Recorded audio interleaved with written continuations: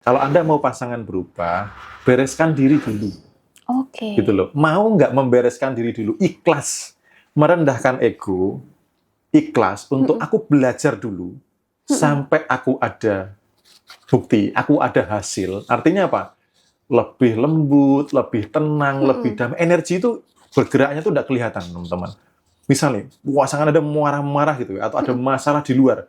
Kalau Anda energinya bisa lembut, bisa tenang, bisa damai, itu bisa runtuh loh tadi yang marah-marah tadi yang itu.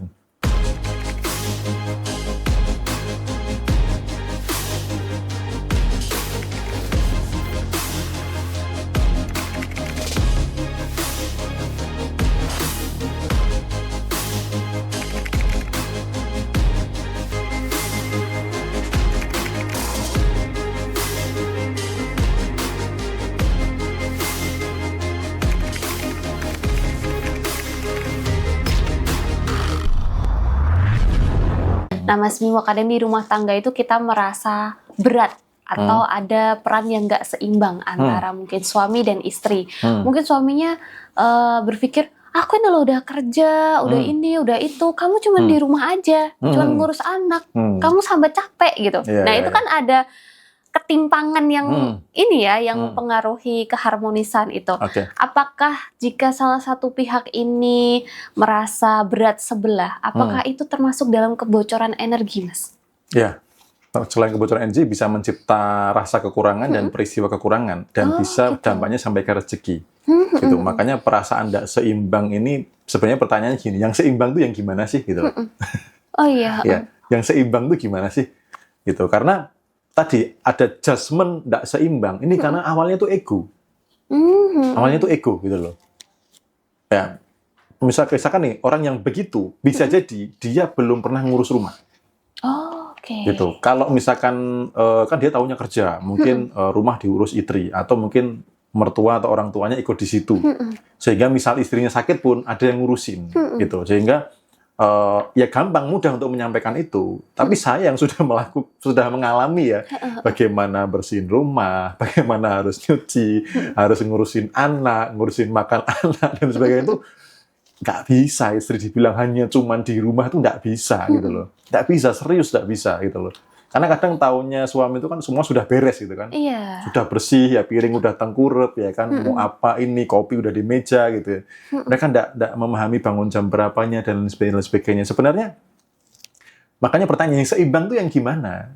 Karena rumah tangga ini bukan untuk ego siapa yang menang gitu loh.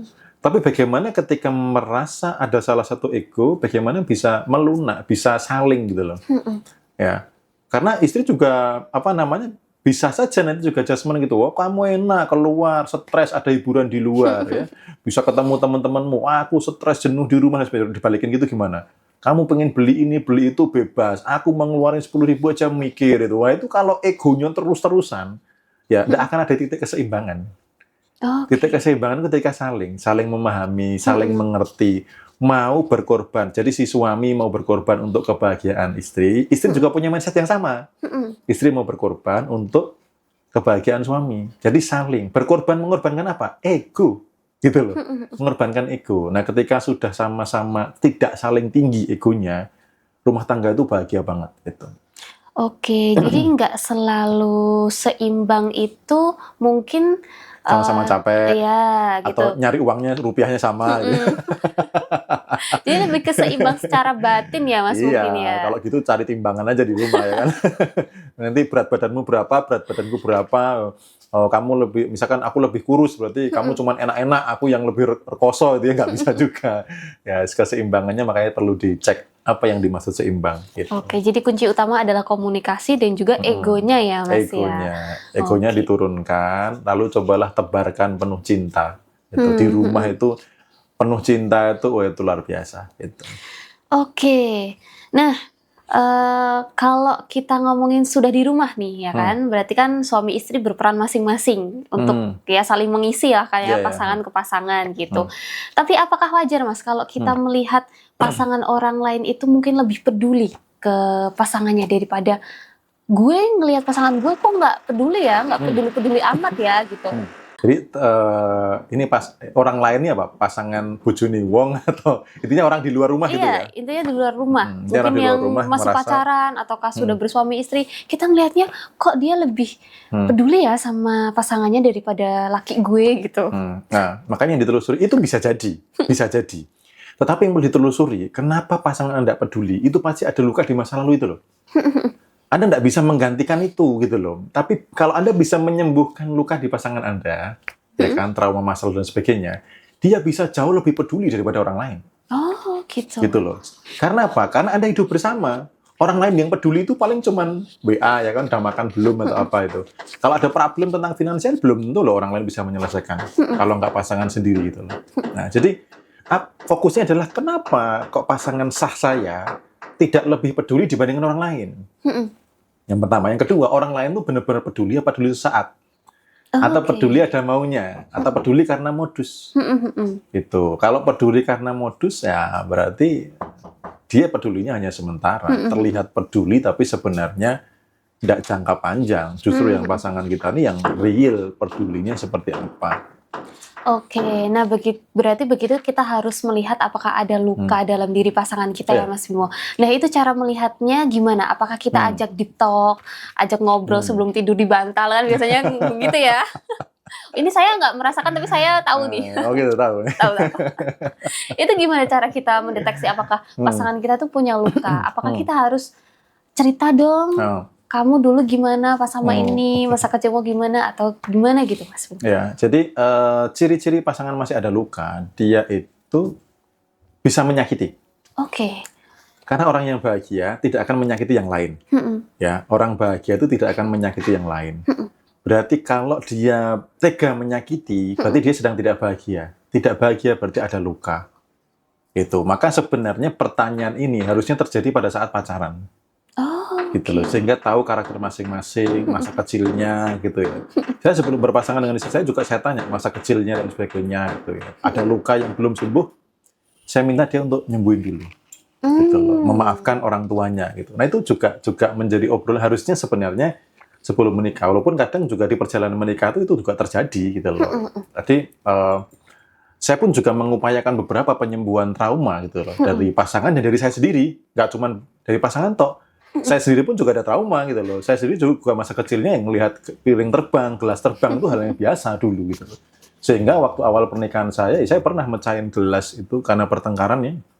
Mecahin gelas sampai berdarah itu pernah saya. Sebelum saya belajar tentang spiritual, belajar tentang terapi dan sebagainya tuh rumah tangga saya awal-awal tuh berantakan gitu. Jadi indikatornya adalah ketika dia tega menyakiti.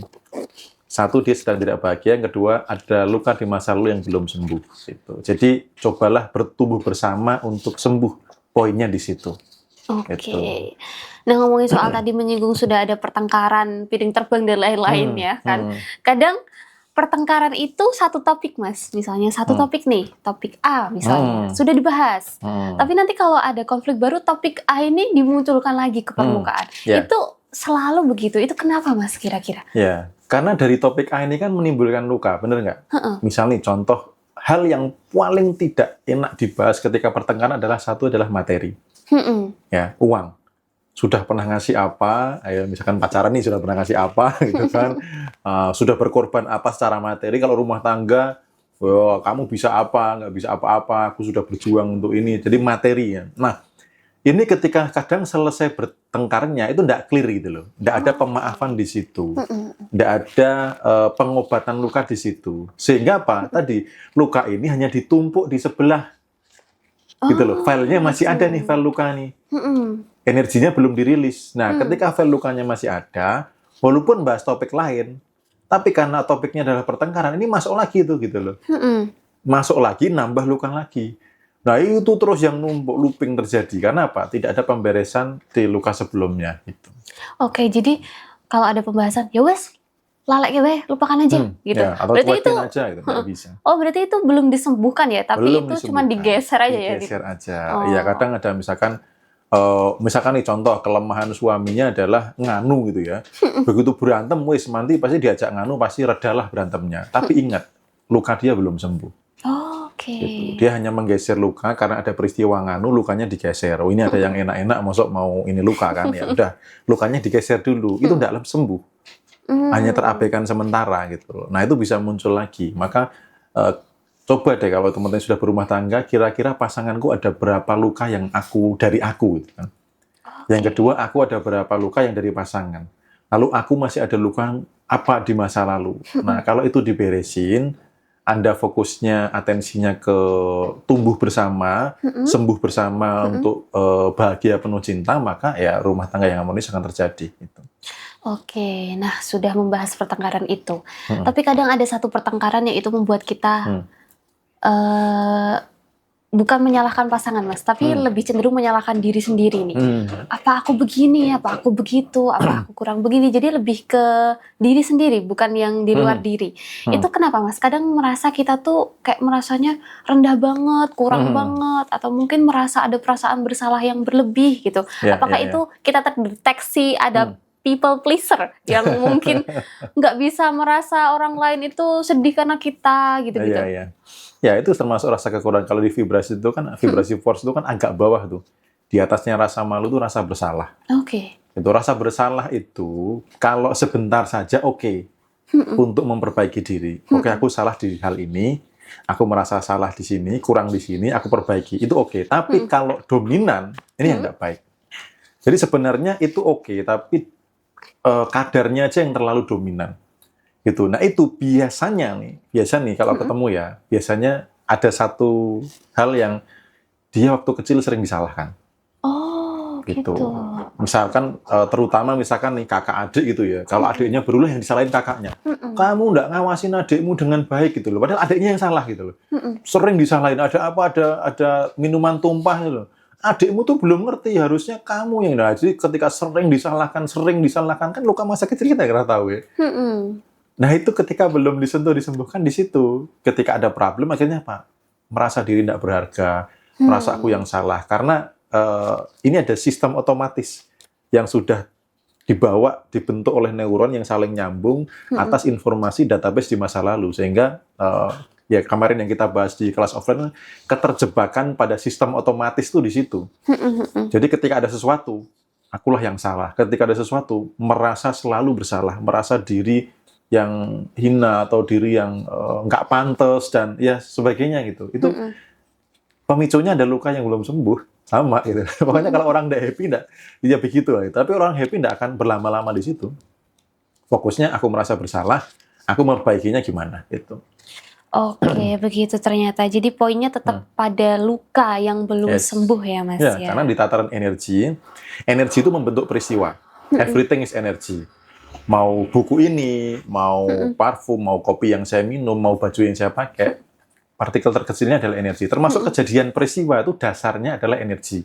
Kalau energi bergerak di tataran kekurangan, dia akan mencipta peristiwa kekurangan. Nah, kadang gini, kekurangan dalam batin itu berdampak ke kekurangan dalam hal materi. Jadi tidak selalu nih, kekurangan di batin, kurang bahagia, selalu menimbulkan masalah yang tidak bahagia. Bisa jadi munculnya dikurangnya di materi. Gitu loh. Jadi ini nyambung karena ya kalau frekuensi itu kalau nggak kekurangan ya kelimpahan. Nah tinggal dominan di mana itu yang akan mencipta peristiwa apakah kekurangan atau kelimpahan gitu. Nah kalau tadi sempat ada obrolan dua-duanya harus bertumbuh lebih baik, harus berubah diri lebih baik. Nah misalnya Mas seorang istri atau mungkin seorang suami ingin merubah spiritualnya menjadi lebih baik, tapi satunya masih enggak aku masih mau begini. Itu gimana? Ya, karena itu kan begitu. ketidaksesuaian mungkin nilai atau visi hidup mungkin ya. Itu gimana Mas Bimo? Akhirnya ngerasa nggak sefrekuensi gitu. Akhirnya pas datang kelas pun dia duduk gitu nggak fokus sama diri. Harusnya suamiku yang di sini. Gitu. Ikut meditasi bersama harusnya istriku yang ikut itu. Akhirnya apa? Nggak dapat manfaat yang lebih baik gitu loh. Karena fokusnya ke pasangan gitu. Maka rumusnya ya teman-teman tadi, semesta besar tergantung dari semesta kecil. Realita tergantung dari dalam diri. Kalau Anda mau pasangan berubah, bereskan diri dulu. Gitu loh. Mau nggak membereskan diri dulu? Ikhlas. Merendahkan ego. Ikhlas untuk aku belajar dulu. Sampai aku ada bukti, aku ada hasil. Artinya apa? lebih lembut, lebih tenang, lebih damai. Energi itu bergeraknya tuh tidak kelihatan, teman-teman. Misalnya, pasangan ada marah-marah gitu ya, atau ada masalah di luar. Kalau Anda energinya bisa lembut, bisa tenang, bisa damai, itu bisa runtuh loh tadi yang marah-marah tadi yang itu.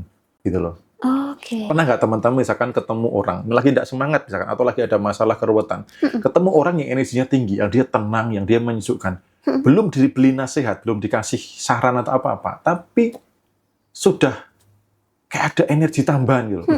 Kok rasaku hidupku lebih ringan ya dibandingkan tadi. Padahal belum ngobrol, belum apa. Karena apa?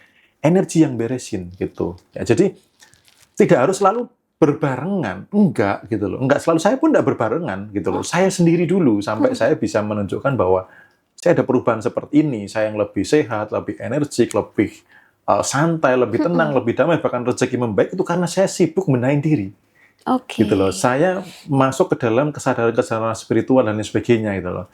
Nah, baru pasangan. Nah, pasangan itu pun kita tidak harus selalu yang memberi loh. Ingat, kebaikan kalau timingnya tidak tepat belum tentu jadi kebaikan. Gitu. Nah, rata-rata yang terjadi itu adalah apa?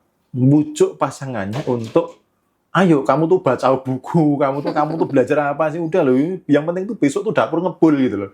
Kalau belum nyampe nggak bisa dipaksain. Tapi begitu Anda energinya sudah bagus, ada timing terbaik yang akan dikondisikan oleh semesta, yang itu akan membuat pasangan Anda berubah. Misal gini, kamu kok sekarang lebih sabar toh, kok lebih tenang gitu loh. Kamu belajar apa misalkan? Atau apa, itu ada timing-timing yang tepat nantinya. Dan ketika seperti itu, Anda jangan terlalu langsung dalam tanda kutip bernafsu pengen mengeluarkan semua ilmunya, mabok gitu loh. Ya mungkin diarahkan untuk nonton video atau apa gitu ya. Saya dulu itu awalnya karena salah satu Mas Arif Firha itu kan guru saya juga. Iya. Saya awalnya untuk membuka diri supaya pasangan nih ngerti tentang vibrasi, tentang happiness, tentang trauma, luka dan sebagainya itu apa? Saya dengerin audionya Mas Arif Firha itu di websitenya beliau, kan saya download semua tuh. Sampai ada handphone rusak, cuma tak kasih MMC, yang penting dia bersuara. Saya setel 24 jam. Dan itu suaranya saya agak kencengin gitu loh. Ke kamar mandi saya bawa, ke dapur saya bawa, ke kamar saya bawa. Akhirnya dia dengerin, bener juga yang dibilang, itu siapa gitu loh. Bener juga ya, oh iya juga ya gitu. Nah itu apa namanya, bisa menjadi pemicu gitu. Yang penting teman-teman jangan dipaksain dulu, langsung, atau wah, antas rezekimu seret lah, kamu pemarah, kamu itu makanya begini begitu, tidak bisa. Ya, tapi timing itu akan ada, asalkan Anda coba sibuk perbaiki diri. Ya, nanti kalau Anda sudah ada hasil, Anda lebih sabar, lebih tenang, rezeki lebih lancar, maka nanti pasangan akan terbuka kok dengan hal-hal seperti ini gitu, bisa nyusul gitu, nggak harus selalu berbarengan. Oke, jadi pertumbuhan spiritual itu mungkin lebih ke jalan personal ya Mas ya. Kita nggak bisa memaksa pasangan untuk ikut ya. Ya, Mungkin lebih sekaligus jadi pasangan. pantulan energi ke dia ya, yang mungkin kitanya lebih tenang, lebih utuh gitu. Jadi menunjukkan perubahan diri gitu ya Mas ya. Betul, bahkan ada juga yang anak loh ya. Gimana ada beberapa testimoni kayak Bu Ana itu juga anaknya jauh membaik, yang sampai dia baca buku Ripen udah nggak cuman sekali, sampai dia sadar tahu kebocoran energi dan lain sebagainya, dia nggak nyuruh gitu loh, sampai akhirnya beli buku satu lagi karena sering rebutan sama anak gitu loh. Dia nggak disuruh ini, nggak disuruh itu, tapi kok anak saya tiba-tiba terbawa gitu loh. Karena apa? Pasti melihat sosok orang tuanya gitu loh. Maka bagaimana Anda di depan pasangan gitu loh, ya. Bisakah Anda membawa perubahan dari hasil Anda belajar? Anda fokus dulu. Ketika belajar jangan langsung gini, gimana ya cara ngubah suamiku biar seperti ini? Enggak. Bagaimana Anda beresin diri dulu. Kalau Anda sudah lukanya sembuh, Anda penuh dengan cinta, Anda bisa ngasih cinta. Karena kalau di dalam diri penuh dengan luka, yang keluar apa? Luka. Kata-kata menyakitkan, menyinggung gitu. Tapi begitu lukanya sembuh, ya kan, kemudian memancarkan penuh cinta, ya kan. Nah, ngobrol sama pasangan, wah dia mendapatkan cinta dan sebagainya, akhirnya bisa satu frekuensi nantinya gitu. Oke, nah misalnya kita ingin bertumbuh secara spiritual atau mungkin secara yang lain, tapi pasangan ini nggak mendukung, kemudian kita kecewa, Mas. Apakah rasa kecewa itu juga akan mempengaruhi kita dalam masa pertumbuhan spiritual itu mungkin? Ya, betul. Karena itu ketidaksadaran bahwa pertumbuhan spiritual itu harus dari orang lain. Jadi gini, pertumbuhan spiritual itu tanggung jawab Anda dengannya. Tidak peduli Anda punya pasangan, punya anak atau tidak, pertanggungjawaban diri Anda dengannya, gitu Ya, jadi bukan saya kecewa karena saya tidak didukung atau apa. Nggak, teruslah berjalan di situ. Ya, kalau misalkan apa namanya teman-teman bisa baca buku, misalkan pasangan lagi tidur, bisa mendengarkan atau nonton YouTube pas pasangan lagi kerja atau apa, Anda tetap bisa belajar sendiri kok. Tapi lihat ya teman-teman ya, di tataran energi yang halus itu bisa mengubah dengan cara yang tidak kelihatan. Jangan kaget kalau Anda sudah dengan penuh cinta, tenang, damai, penuh kelembutan, pasangan Anda berubah. Jangan kaget, karena yang begini sudah banyak testimoninya. Tinggal Anda terbatas logik nggak? Kalau terlalu logik nggak mungkin, mana bisa, ya nggak akan terjadi. Tapi kalau Anda lakukan dulu, nanti lihat apa yang akan terjadi. Gitu.